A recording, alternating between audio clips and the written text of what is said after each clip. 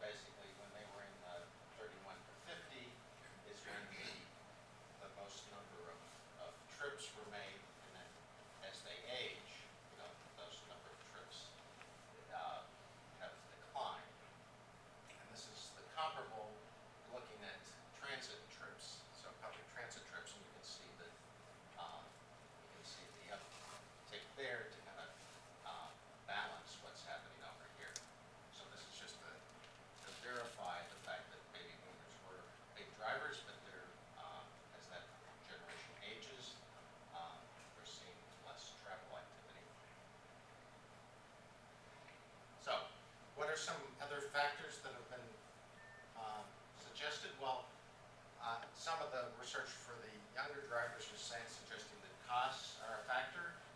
So fuel prices, congestion costs, insurance, parking, maintenance, all those things related to owning a car. Now you can see that with, after the financial crisis, we had a drop in the fuel price, but this kind of gives you a chart of what the cost per vehicle mile was, and how that's, and clearly where we're starting to see that decline about 2005 is when we started to see this sharp uptick, basically related to the cost of fuel. Now, unfortunately, I don't have figures past about 2009, but that curve would have been hit the bottom and started to increase again with the increased fuel costs. And congestion being a factor as well, you can see that looking at average speeds by trip type, the all trips and work trips are also declining slightly in terms of the average speed per trip.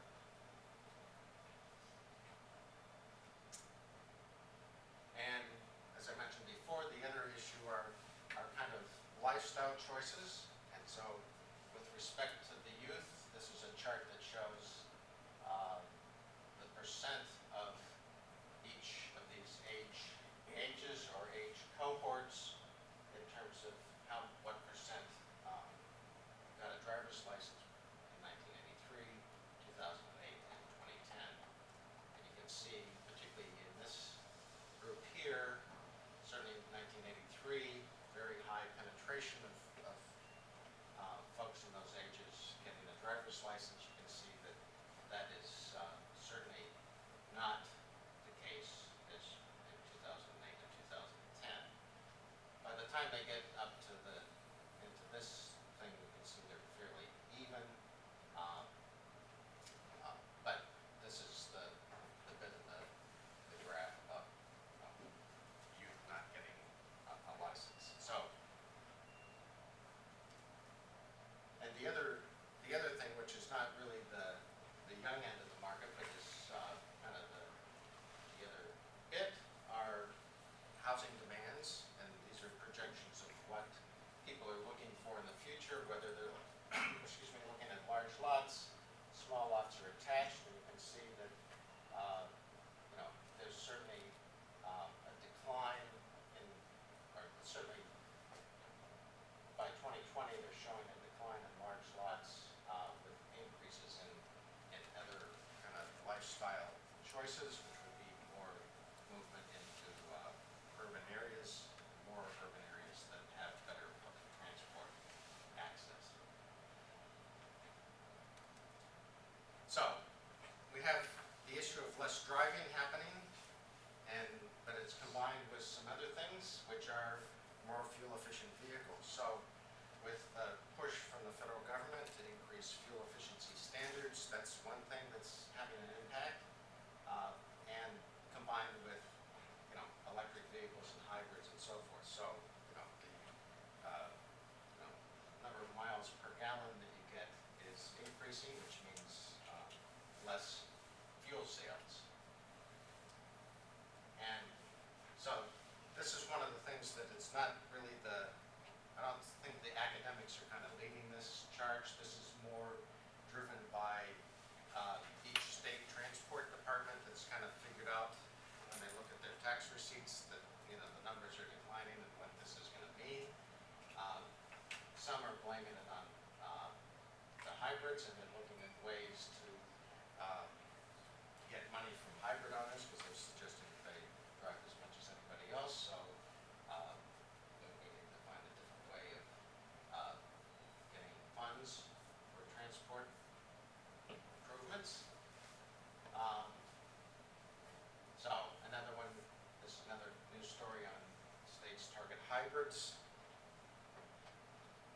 Virginia worried that cars are becoming too fuel efficient.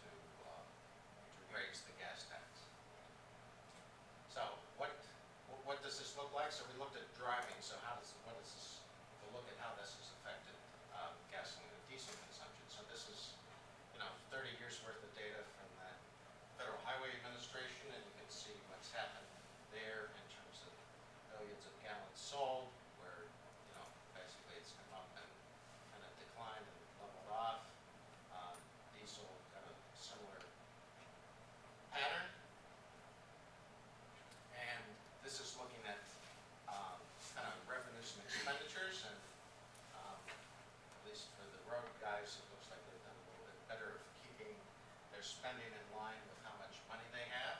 See, there's some few gaps here and there, but for the most part, these track pretty well. Except you can see that there's a problem for those few years where expenditures were growing and revenues were declining, and you can see now those expenditures have declined and kind of the available revenues. And this is work that was done by the Congressional Budget Office, and part of this work was done in part as a response to the increasing fuel efficiency standards, and the administration wanted to know, well, what impact is this going to have on the budget. And so you can see these are a purple color, but these are looking at shortfalls that will exist if current trends continue. And so it's not a pretty picture, and this is at the federal government level, but you can look at almost every state in the U.S. and it would be a similar pattern. So there's clearly concern that this is not a sustainable kind of situation with your expenditures going up like that and your revenues kind of remaining constant. So what are the alternatives? So most states have recognized the problem.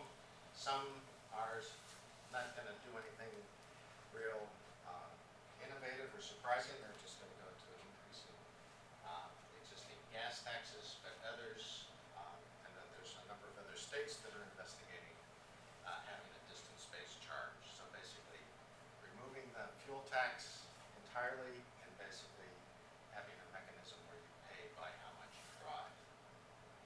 And I guess my interest, and I haven't done any research of it to identify a couple issues that I think are important, is that if we went to a distance-based charging scheme, I guess the question is, would people drive less if they had to pay by the kilometer or by the mile? And how would that affect people's decision to use other transport, modes of transportation? We don't really know any of these questions, except the only example that we have of distance-based charging is in Europe, where they use distance-based charging for freight. And actually there are 5 U.S. states that do the same. And we know that once they implemented distance-based charging for freight, the amount of trucks on the road, particularly in Switzerland, Austria, and Germany that have implemented this, that it did result in a reduction in the number of trucks on the road. But in terms of how this might affect car drivers, I know that Oregon has done a bit of a trial, but it hasn't been implemented. And the main reason it hasn't been implemented are concerns about how this money would be collected.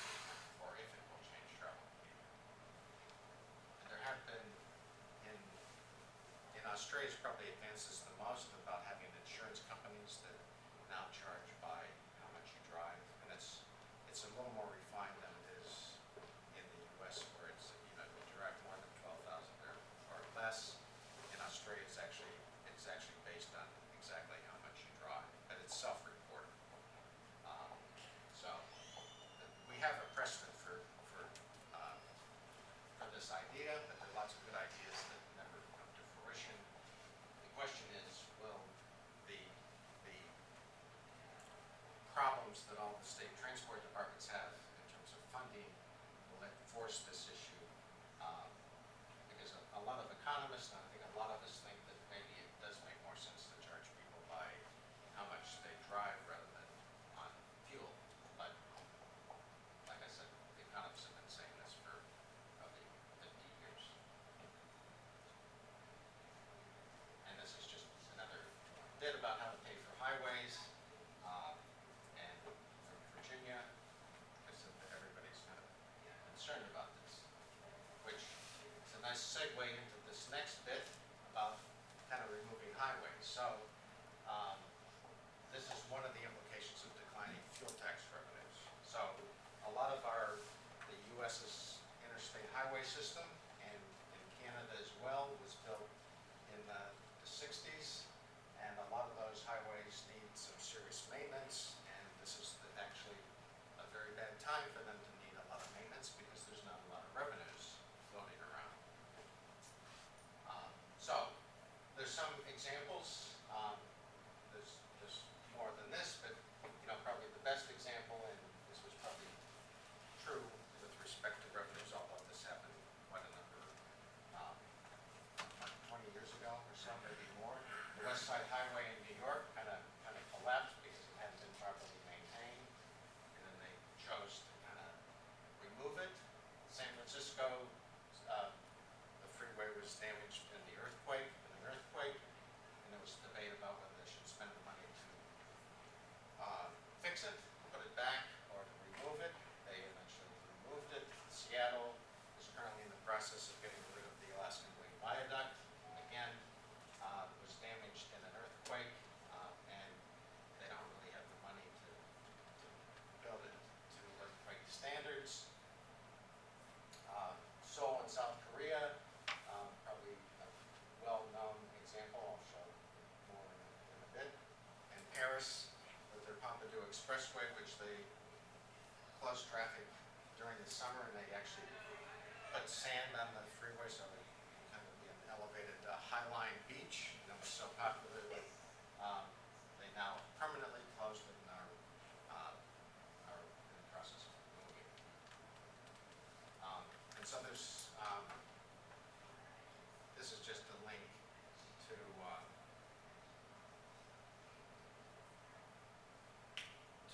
site which is not showing up very well, but just to give you a list of, there's planned freeway removals, and there's a whole lot more. When I started to look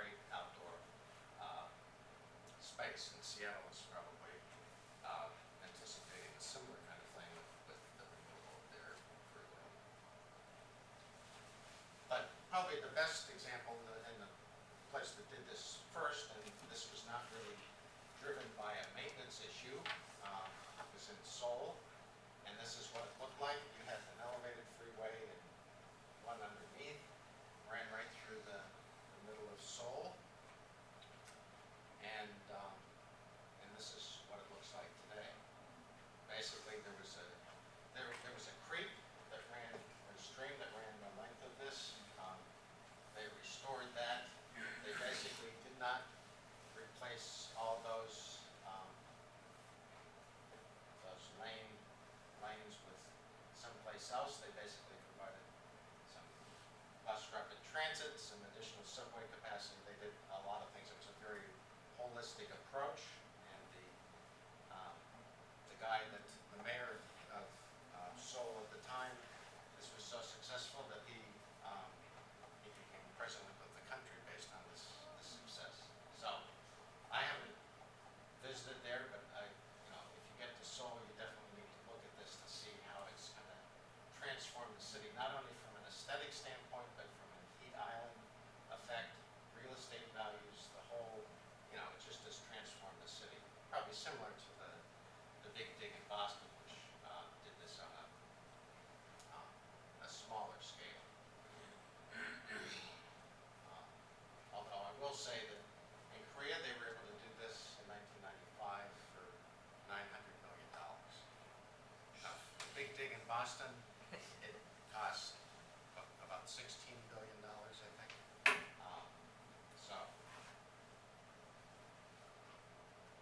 now, the last thing that I want to talk about in terms of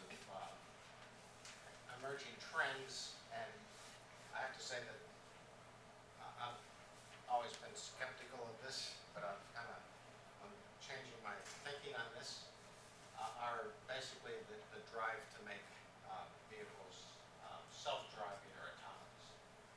Now, I've known for at least a decade or more that there are billions and billions of dollars being spent by technology companies, trying to work this out. And the one thing that's changed over the last, sometime in the last 10 years, is the change in the thinking about how this is going to happen. I'll show a slide in a second that illustrates that. But so these advances are things as like a collision avoidance system, and certainly I think you would have seen these ads from Toyota, that they're running now, that, where a truck pulls out. So some of these things already exist. Other things are coming in terms of this. You will see things V2V, which is vehicle-to-vehicle connectivity, and VTI, which is vehicle-to-infrastructure connectivity, all the way to leading to basically self-driving vehicles. So this was the view, and this idea about having driverless cars is not a new idea. This is from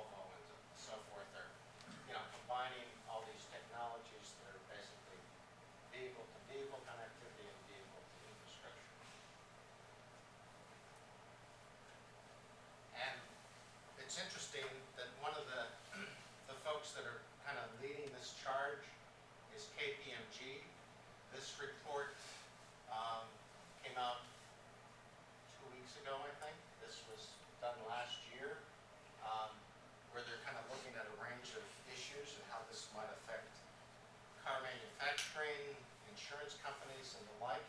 But they probably have done the most in this of looking at some of the non-technological aspects of this trend.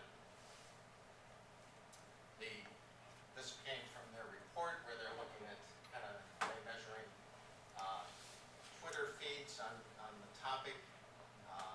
These are, the blue is total and this is positive opinions, and you can see that we're looking at their, say 80,000 tweets per month on this. So I'm thinking that this, there's certainly a lot of interest and a lot of money being spent on this idea. This gives you an indication, and again, these are projections, but this is basically various companies that are involved in this and when they're expected to introduce this and kind of what the extent of the automation is. Most of these are kind of geared to more inner city kind of driving. You can see, these are not, well, some of these are not high speed travel, but there are lots, there's probably not a car company that doesn't have something in the development phase with respect to this technology. But I put this in, and again, this comes from the KPMG, where they did some survey work and some focus group, and I'll explain what this is. And they said, if you were going to buy an autonomous vehicle, who would you buy it from? These are tech companies. These are mass market car manufacturers, and these would be the high end, like the Mercedes. And so they said, who would you buy it from? And not surprisingly, they said they'd probably buy it from a tech company before they buy it from one of the standard car companies. So what are some of the, and I guess this is the more interesting bit about, what are some of the implications of these advances become reality? And I can tell you that there's probably, I don't know that any planners or really have thought about this or have done any research in these areas. These are speculative at this point because I haven't done research either. I'm just kind of reporting what some other folks are thinking. So let's look at some of the things. So accident rates. So if you're interested in this, there's a Google, one of the guys that is involved with the Google development of the autonomous vehicle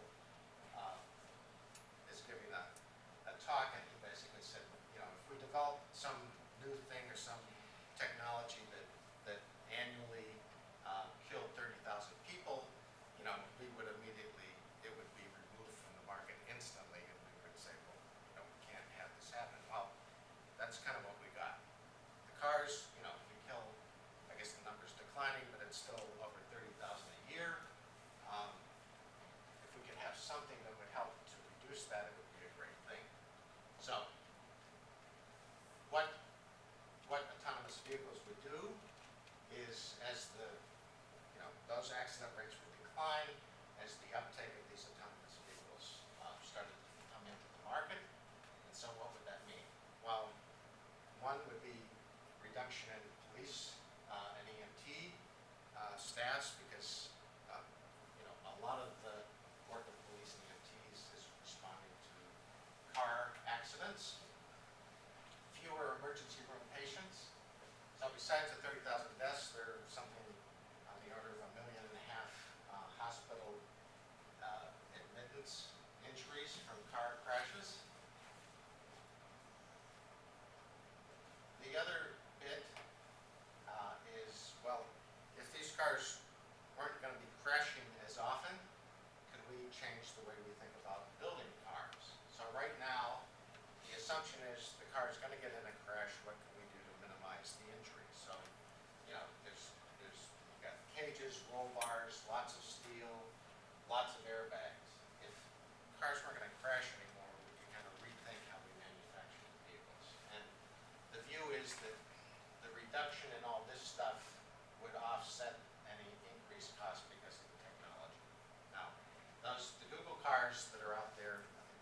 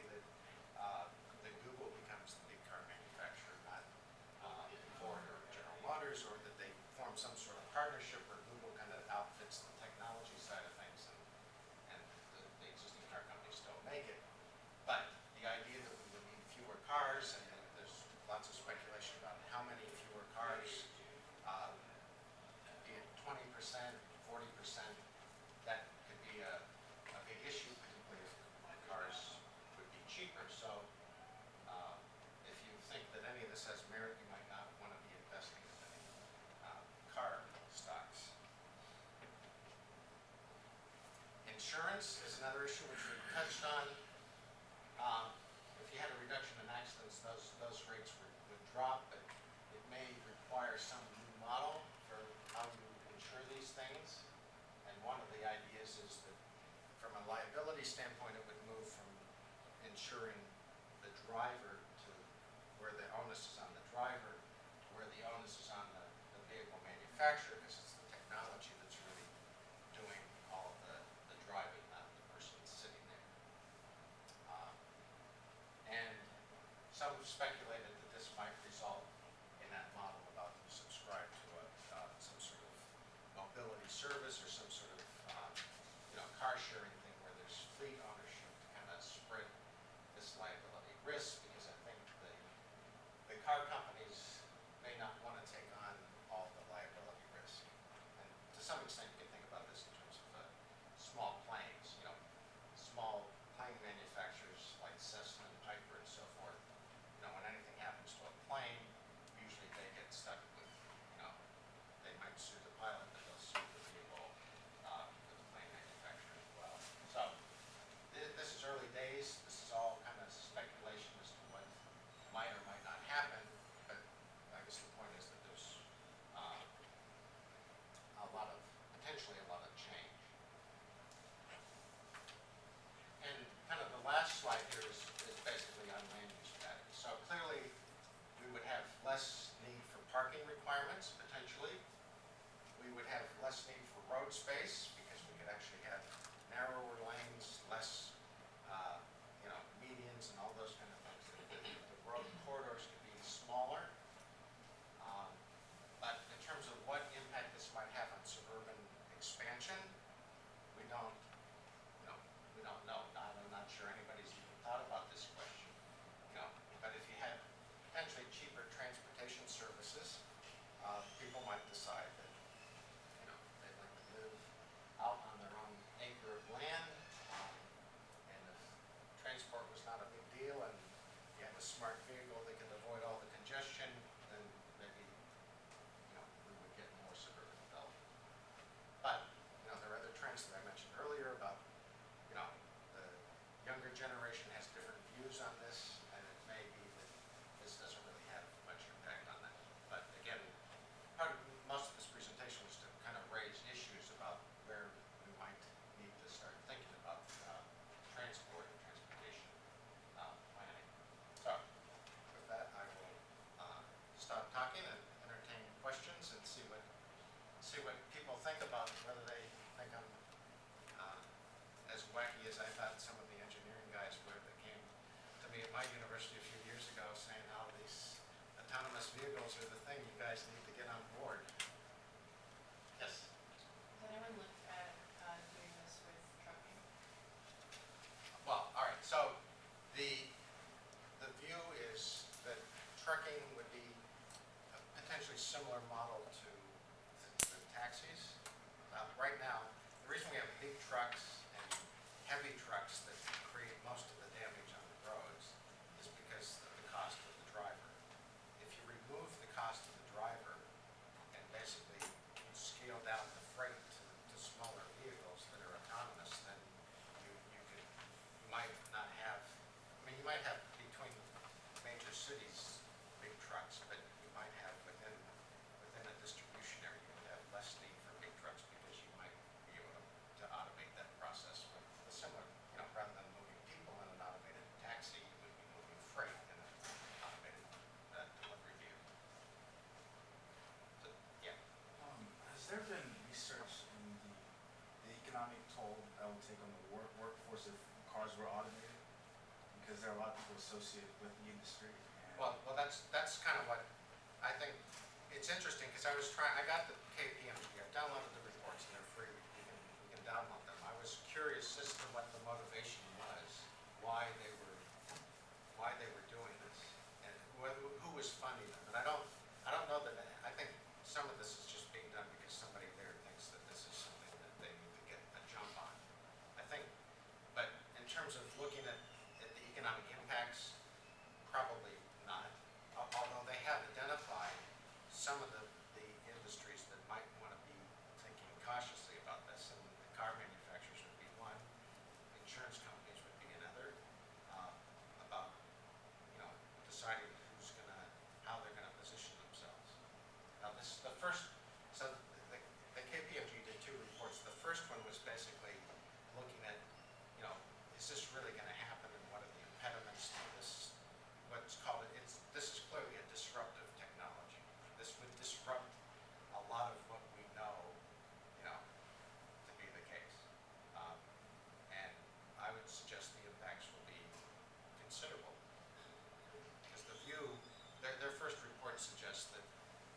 Fundamentally, if we look at the past, the car companies that exist now are not gonna be the leaders in this in the future.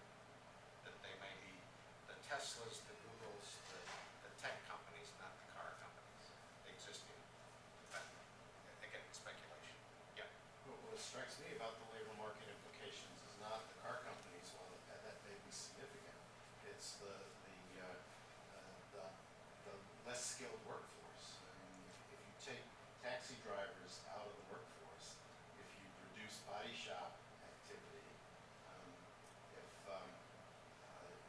if you don't need parking valets, you've removed a lot of the less skilled jobs out of the workforce, and that would have significant impact on the society. No, no doubt about that. I mean, it would remove, the view is the automated taxis would also take the burden off a lot of public transport services in the non, outside the central core. So bus services, trams, and all of those things might fall by the wayside in terms of these automated taxis, so you wouldn't have drivers for those things. Yeah.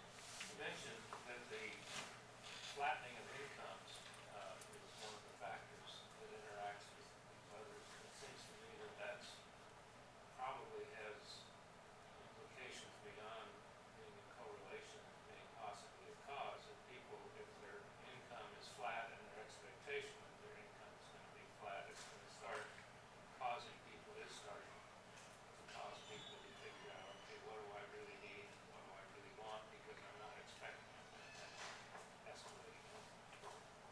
Well, true. I mean, It sort of gets to the why question. Why are these explorations into basically the whole presentation coming about? Oh, Market forces and all that stuff. well, no, I can tell you, look, because I have a IT transport planning, I've been doing it for, well, about 15 years, and I've had always this technological bit in my lecture, but I said, you should be aware as soon as this is happening, there's money being spent, but I don't see much future in this. But I did give the motivation for, why this got started in the first place. The motivation was, 15 years ago, the issue was that new freeways weren't being constructed, congestion was a major issue, and the folks that were making cars were saying, well, gee, if we want to continue to sell cars, we've got to kind of come to terms with the fact that there's going to be increasing congestion. And so their view was, if we can automate them so we can get more cars moving on the same amount of road space, we'd all be better off. So I think that was the initial motivation. But you can see how that's kind of it's kind of morphed into a lot bigger question and a bigger issue, and it might actually come back to to bite those car companies that got this thing started in the first place. But if, and I was actually going to suggest you add capacity increase up there, because if you have vehicle to vehicle and vehicle to infrastructure IT, wouldn't it be true that the more automated cars you have, the greater the capacity increase and the safer for everyone? Well, yeah, I didn't, no, it's a good point, and I didn't, some of the things, like one of the infrastructure questions is that they said, well, we could remove a lot of traffic signals and stop signs, because we wouldn't need them anymore. But that So you depends. can close your eyes as your automated car. Well, no, but remember, there's an issue with legacy vehicles, which Yeah. I mean, it's a term that these guys have designed. A legacy vehicle is something that actually has a human driver. But the thing of it is, with if you have the automated stuff, it can still deal with the fact that you're having this transition. But If there are big efficiency returns to scale though, say Atlanta or Toronto or Brisbane is the first place to do this, you will gradually build up, but if there are indeed returns to scale, it could end up happening a lot more quickly than we think now, because it'll be a lot more efficient to have 95% autonomous vehicles than 50% or even 75%. So if some city